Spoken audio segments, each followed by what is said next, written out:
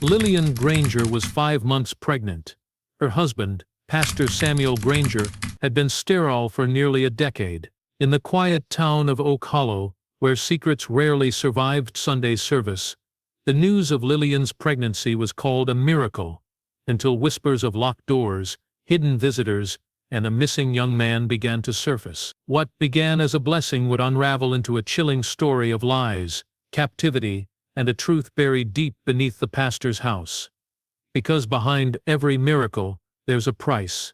In the quiet town of Oak Hollow, life moved slowly, wrapped in the soft rhythm of routine and tradition. Most people lived in the same houses their parents had, knew the same neighbors for decades, and attended the same white-steepled church that had stood for over 100 years. Nothing ever truly changed, except the seasons and the sermon, and at the center of that stillness stood Pastor Samuel Granger and his wife, Lillian. Samuel was a man of calm authority. His voice never rose, not even during the most impassioned sermons. He spoke with the kind of quiet certainty that made people lean in rather than pull away. Clean-shaven, always in a dark suit, he carried an old Bible bound in cracked leather, passed down from his grandfather. The congregation adored him. They trusted him. If Samuel said something was true, people believed it without question. His wife, Lillian, was just as admired. Soft-spoken, graceful, always impeccably dressed, she handled the church's music ministry, ran community food drives, and led the local women's Bible study. To many she was the embodiment of poise and purpose.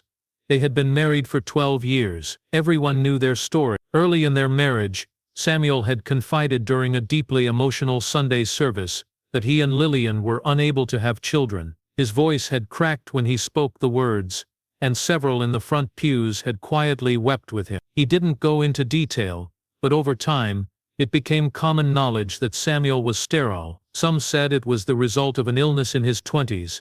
Others whispered it had been a deliberate choice made before he found faith. Either way, it was accepted truth. There would be no Granger children. The couple bore this burden with grace, never letting it make them bitter or withdrawn. If anything, they seemed stronger for it. That's why on the first Sunday of March, when Lillian walked into the sanctuary, wearing a light blue dress that stretched noticeably over her stomach, it was as though the air itself had been pulled from the room. The organist missed a note. Several people simply stared, blinking, waiting to understand what they were seeing. But Lillian only smiled, calm and composed as always, and took her place at the front pew. Her hands rested gently over her rounded belly, and she nodded graciously as shocked faces turned to her. By the end of the service, the news had spread across every pew and spilled out into the streets. Lillian was pregnant. There was no hiding it. The bump was clear, unmistakable, and just like that, Oak Hollow found itself in the grip of something it hadn't felt in years. People called it a miracle. They said God had opened Lillian's womb, just like in the old Bible stories. Sarah and Abraham, the churchgoers whispered, God has done it again. The baby was a gift, a blessing, a sign that even the impossible could come true if you just kept believing. The entire town buzzed with excitement. Offers to throw baby showers poured in. Homemade casseroles arrived at the Grangers' doorstep daily. The women of the church began sewing tiny blankets and booties in pastel colors. But not everyone smiled. Some noticed things others didn't. Lillian had been looking thinner just weeks before, tired, pale, distracted. Now she glowed, but it didn't seem quite real, like a smile held too long or a laugh that didn't touch the eyes. A few of the older women wondered aloud how such a pregnancy could have happened. A miracle.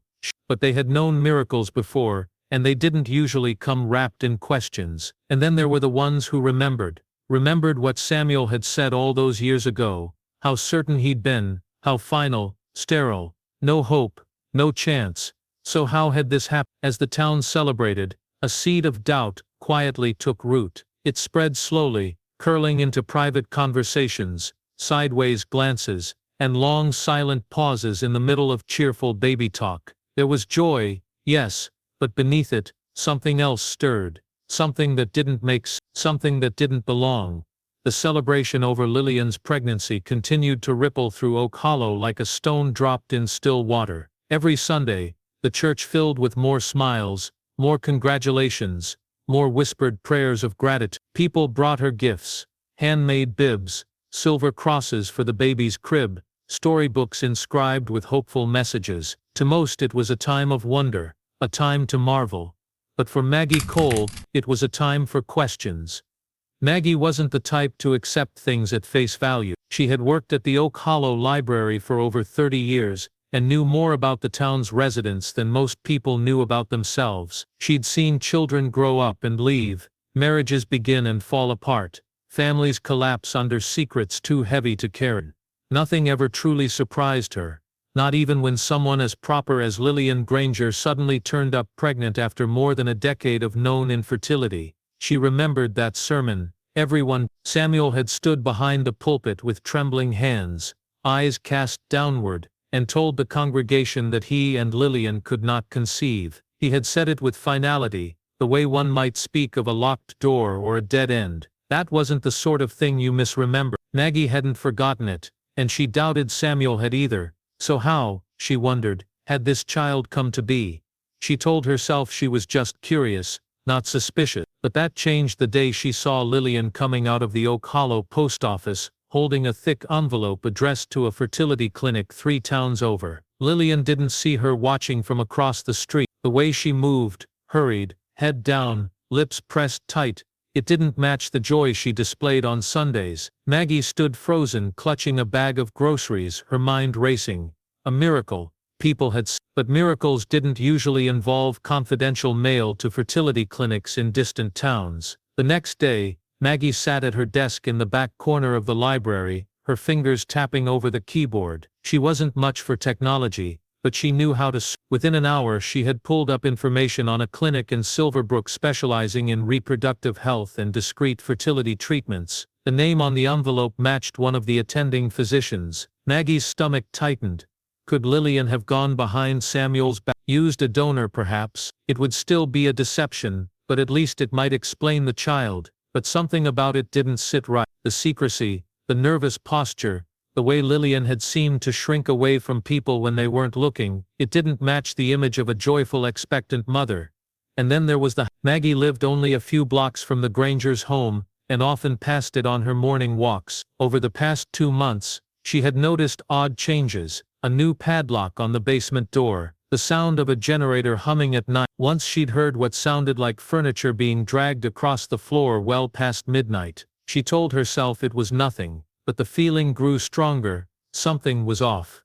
She began asking gentle questions, casual ones. Had Lillian mentioned seeing a specialist? Had she ever considered adoption before the pregnancy? Most people shrugged or politely changed the subject. No one wanted to question the Grangers, especially not now. They were the miracle couple, the chosen ones. But Maggie couldn't let it go. She started logging Lillian's comings and goings. When she left the house, where she went, who she met, it felt wrong but also necessary. The deeper she looked, the more tangled the threads became. Why had Lillian visited Silverbrook 6 times in 3 months under a different name? Why had a delivery van arrived one evening, and carried heavy crates marked medical equipment into the garage, only to leave empty an hour later? Maggie's curiosity turned to unease, then fear. She was used to uncovering buried family secrets and quiet divorces, but this felt different. It felt dangerous.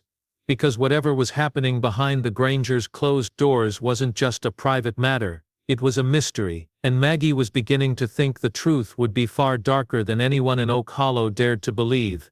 Sheriff Don Avery was not a man easily rattled. After 27 years in law enforcement, he'd seen his share of heartbreak and bad decisions, domestic disputes, drug busts, missing persons. Small-town crime didn't surprise him anymore. Oak Hollow was quiet, but quiet places didn't always mean peaceful ones. Sometimes the darkest secrets grew best in silence. When Maggie Cole walked into his office on a cloudy Thursday morning, she brought more than gossip. She brought evidence, a stack of printed documents, carefully highlighted, organized by date. At first Don thought she was being dramatic. He knew Maggie sharp-eyed, always listening, always watching, but she had a reputation for meddling, and the last thing he needed was to get pulled into a whirlwind over what might just be a private matter. Still, he listened. She laid out the clinic records for 6 appointments under the name Emily Voss, all connected to a fertility center in Silverbrook. Lillian's signature was there, although altered slightly, different last name, slanted handwriting. Then came the billing statements. Same insurance provider, same address. Maggie had even obtained copies of email confirmations, all routed through an encrypted email service. Dawn felt the first ripple of unease, then, next came the medical history. According to hospital files from Oak Hollow General, Samuel Granger had undergone a vasectomy 8 years earlier. What was more alarming, he'd had 2 reversal attempts, both unsuccessful. The last procedure had been marked with a red stamp across the top, irreversible outcome. Maggie said it quietly, almost apologetically, as if speaking the words would make them more real. The evidence pointed to one impossible truth: Samuel couldn't be the father. Dawn didn't want to believe it. He'd known Samuel for years. The pastor had married his niece, delivered the eulogy at his brother's funeral, but the records didn't lie. And if Lillian was carrying a child, it hadn't come from her husband. The sheriff needed more. He didn't want to launch an investigation based on assumptions and old clinic logs, so he took a drive to Silverbrook. The clinic was small, tucked between a florist and a tax office. When he walked in, the receptionist greeted him with cautious eyes. Dawn didn't mention Lillian's name. Instead, he asked about Emily Voss. He expected hesitation, maybe a polite refusal. Instead, the receptionist looked startled. She glanced at the back door, then said the name had been flagged in their system a few weeks ago. Unusual circumstances, she said. That's all. He left with more questions than answers. Back in Oak Hollow, Dawn started watching the Grangers more closely. He parked near the church on weekdays, walked past their home during evening patrols. Lillian rarely left the house. Samuel had grown quieter during sermons, more withdrawn. Once Dawn saw him pacing in the garden after midnight, whispering into his phone. Then the letters began. Handwritten envelopes with no return address, left in the church mailbox, slipped beneath the Grangers' front door, posted on their windshield during Sunday service. No threats, just statements. You can't lie forever. He knows. God sees what you've buried. Samuel reported them to Dawn, pale-faced and sweating, but claimed he didn't understand what they meant. Lillian said nothing at all. Dawn wasn't sure what was unraveling, but it was happening fast. The perfect couple was cracking, and the cracks were spreading. Still, there were no charges, no victims, no proof of wrongdoing beyond secrecy and suspicion. Dawn couldn't act yet, but something about the whole thing gnawed at him. The lies, the fear in Samuel's eyes, the way Lillian never spoke unless spoken to. Something had happened, something bad, and whatever it was, Dawn knew it hadn't come to the surface yet, not fully. The Granger house sat on a quiet cul-de-sac at the edge of Oak Hollow, where the sidewalks ended, and the trees grew thick and close. White shutters, brick walls, a manicured lawn trimmed like a magazine photo. It was the kind of place people imagined when they thought of safety and normalcy. But lately, every time Maggie Cole passed it, she felt a prickle along the back of her neck, like the house was pretending to be something it wasn't. In the weeks after the sheriff's quiet investigation began, Maggie noticed even more odd behavior. The curtains stayed drawn all day. The porch light flickered at strange hours. Lillian, once ever present in church and community events,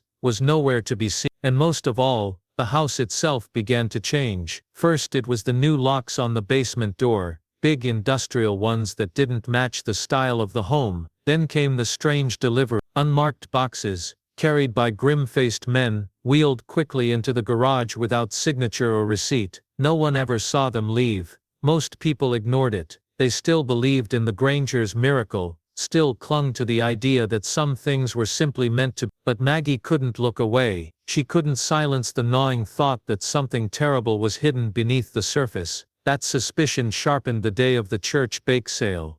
The event was held on the lawn behind the church. Everyone brought homemade pies and cookies, and Lillian made her first public appearance in weeks. She looked tired, thinner, despite her belly's roundness, her hair pulled back in a tight bun. Maggie watched her from across the lawn, noting every movement. At one point Lillian quietly stepped away from the crowd, clutching her purse close, her eyes scanning the street. Maggie followed. She waited until Lillian disappeared around the corner of the church, then slipped away, and made her way toward the Granger house. It was a bold move, one Maggie knew she'd never get another chance to make. She walked briskly down the street, heart pounding, eyes darting from house to house, No one was watching. Everyone was at the sale. The back gate wasn't locked. Inside, the house was silent, too silent. Maggie stepped carefully through the kitchen, her footsteps light on the tile. Everything looked normal at first glance. Clean counters, a bowl of fruit, a neatly folded dish towel, but the air felt wrong, heavy, like it had been closed up too long. She followed the hallway to the door leading down to the basement. The new lock was there, big, black, cold. She leaned close and sniffed. Bleach.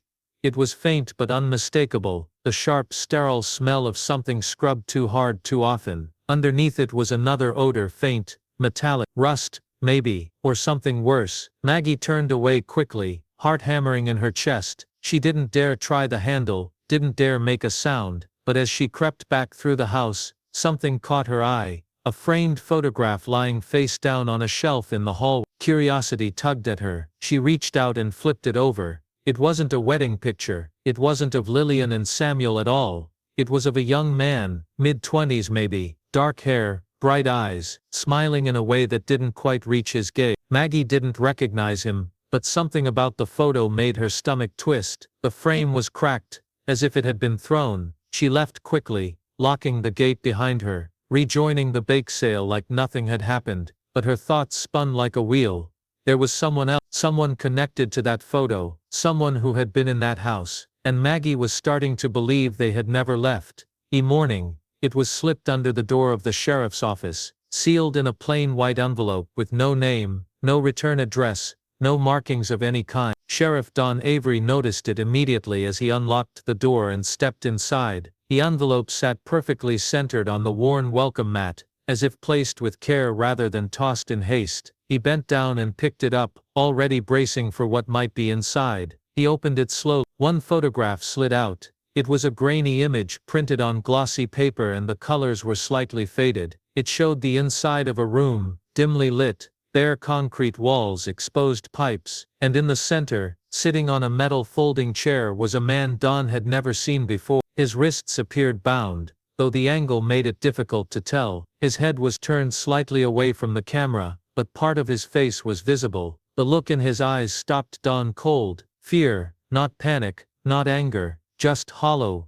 exhausted fear. Tucked behind the photograph was a single slip of paper with 5 words written in blocky, uneven letters. He's in the basement still. Don didn't hesitate. Within the hour, he had a quiet team assembled. No sirens, no uniforms, just 3 unmarked vehicles and a hastily signed warrant. He wasn't interested in rumors anymore. He needed answers. At the Grangers' house, Samuel answered the door with a blank expression. He didn't ask why they were there. He didn't protest. He simply stepped aside, eyes empty, jaw tight. Lillian was nowhere to be seen. The search began upstairs. Every room pristine, staged, like a magazine cover. Downstairs was different. The basement door was exactly as Maggie had described it, heavy, reinforced, locked tight with 2 deadbolts. It took a crowbar and 15 minutes to force it open. The stench hit them instantly, not death, but rot, dampness, bleach, fear. The basement was much larger than expected,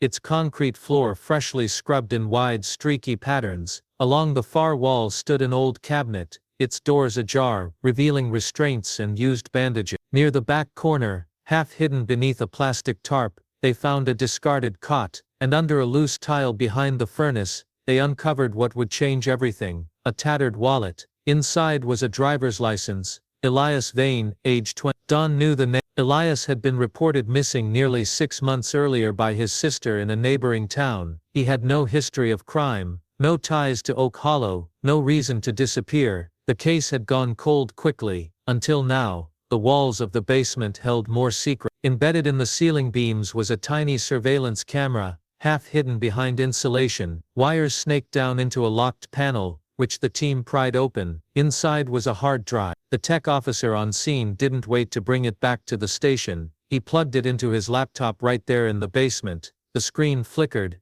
and video played. It showed Elias, pale, frightened, restrained to the cot. Day after, Lillian appeared in the footage, sometimes bringing food, sometimes just standing and staring. In one recording, she was visibly pregnant. She leaned over Elias, whispering something as he turned his face away. The footage confirmed the unthinkable. Elias hadn't come to Oak Hollow by accident. He had been brought here, held here, used. There was no sign of him leaving the basement, not once, and in the last dated video, nearly 3 months old, he was unmoving. Sheriff Avery stood silently in the middle of that cold, hollow room, feeling the truth settle in like lead. The miracle child wasn't a blessing, it was evidence of a crime too dark for this quiet town, and somewhere upstairs Lillian was still pretending everything was fine. Yellow tape wrapped around the porch columns like cautionary ribbon, fluttering in the summer breeze. News of the discovery spread faster than the sheriff's team could finish logging evidence. Oak Hollow, a town that had never known anything worse than petty theft or the occasional bar fight, now found itself at the center of a chilling mystery, one that no one wanted to believe but couldn't ignore. Sheriff Don Avery stood in the basement once more, staring at the concrete walls now stripped bare. The cot had been removed, the restraints collected, the camera equipment bagged, but the silence remained, thick, pressing, haunted. The DNA test results had come back quickly. The blood found on the restraints, the bandages, the floor, it all matched Elias' vein. And the dried fluid samples taken from the cot confirmed it beyond any doubt. Elias had been kept there, abused, used, over and over again, and then discarded. The autopsy confirmed that Elias had died from internal injuries, fractured ribs, dehydration, and untreated trauma. There were signs of infection, signs that he had suffered for days before his body gave up. The timeline placed his death roughly 12 weeks earlier, long enough for his absence to slip into obscurity, long enough for Lillian's pregnancy to become visible, long enough to build a lie out of horror. Lillian was arrested at dawn, walking calmly out of the church after morning prayer. She didn't resist, didn't weep. She clutched a rosary in one hand, her other resting on her rounded stomach. When asked if she had anything to say, she looked at the sheriff and whispered, "This was meant to be." That phrase echoed in Don's ears as he processed the hard drive footage again that night. Each video clip was worse than the last. Lillian's cold control, Elias's quiet, pleading glances to the camera like he knew someone might watch someday, might find him too late. But what haunted Don most wasn't Lillian. It was Samuel. The pastor had played the grieving, confused husband to near perfection. He insisted he had no idea what had been happening under his own roof. He claimed he rarely went into the basement, that he trusted his wife completely. He told the sheriff he believed the child truly was a miracle, that he had accepted it as a gift from God. But the evidence told a different story. Email logs uncovered on the Grangers' shared home computer included a series of encrypted messages between Samuel and Lillian, dating back nearly a year. They discussed solving their infertility, referenced a willing donor, and spoke in vague, coded language about cycles and monitoring windows. None of the language was explicit, but paired with the timeline, it painted a chilling picture. Samuel hadn't just known, he had planned it. Investigators found receipts for medical supplies, invoices for private courier services, and handwritten notes in Samuel's study outlining a schedule, most likely tied to Lillian's ovulation dates. The language was clinical, like he was managing an experiment, not a crime. Don remembered the man who had wept in front of a packed congregation, mourning a childless life. He remembered the humility, the sorrow. Now he wondered if that moment had been real, or if it had simply been the first step in a twisted justification. The church was shuttered by the end of the week, its doors padlocked, its windows dark. Parishioners stopped gathering. The piano sat silent in the sanctuary. The town recoiled, grieving for a man they had never met and for a faith that had been twisted into something cruel.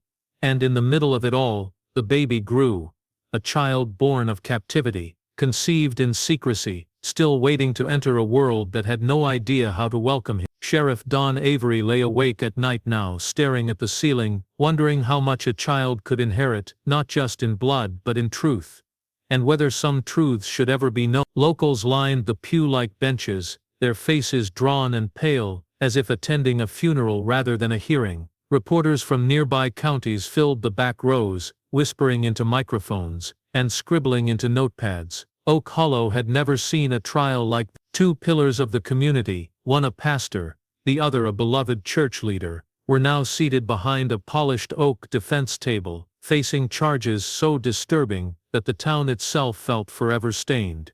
Samuel Granger sat motionless, hands clasped tightly in front of him. His once commanding presence had shrunk to something hollow. His face, once admired from the pulpit, now looked like a mask stretched too tightly over bone. He avoided eye contact with the crowd. Lillian sat beside him, visibly pregnant, her stomach a stark reminder of the case's darkest truth. She showed no fear, no shame. Her posture was perfect, her eyes distant. She looked like someone watching a storm she had already seen coming.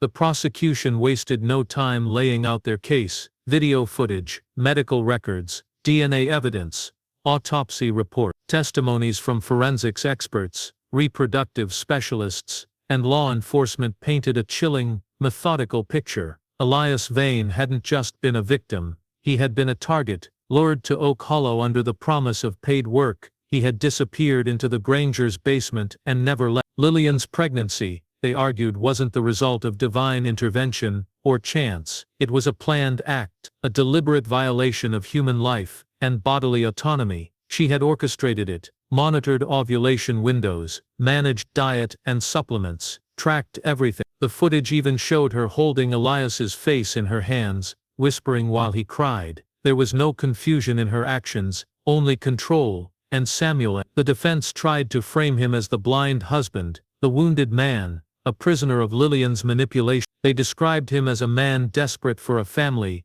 so heartbroken by his inability to conceive that he clung to the illusion of a miracle. They painted Lillian as the mastermind, the cold strategist, while Samuel stood helpless, lost in grief. But the emails told a different story. Encrypted messages recovered from a wiped hard drive included chilling phrases: "This is the last time we try it the natural way. He won't be a problem as long as we follow the routine. No one will ask questions if it looks like a blessing." Samuel had known. He had planned the lie with her, nurtured it like a sermon. Even after Elias's death, he had continued preaching each Sunday, offering words of hope while a dead man lay buried beneath their home. The turning point came when the court introduced one final piece of evidence: a voice recording recovered from a corrupted security feed. It captured a brief, grainy moment. Elias's voice, hoarse, broken, begging. Samuel's voice, quiet, cold. "You were never meant to stay." That single line unraveled the defense. It destroyed the illusion of ignorance. It laid bare a truth too monstrous to deny. Lillian was convicted of first-degree kidnapping, unlawful imprisonment, and manslaughter. She showed no emotion as the verdict was read. The judge offered her a final chance to speak before sentencing. She looked up and said only one thing: "I did what God asked." Samuel was convicted of conspiracy to commit kidnapping and accessory to manslaughter. His sentencing came with a warning from the judge: there's a special kind of evil in silence. The courtroom emptied slowly that day. No one spoke. No one celebrated. A community that had once gathered to celebrate a miracle now left in silence, heads bowed, unable to look one another in the eye.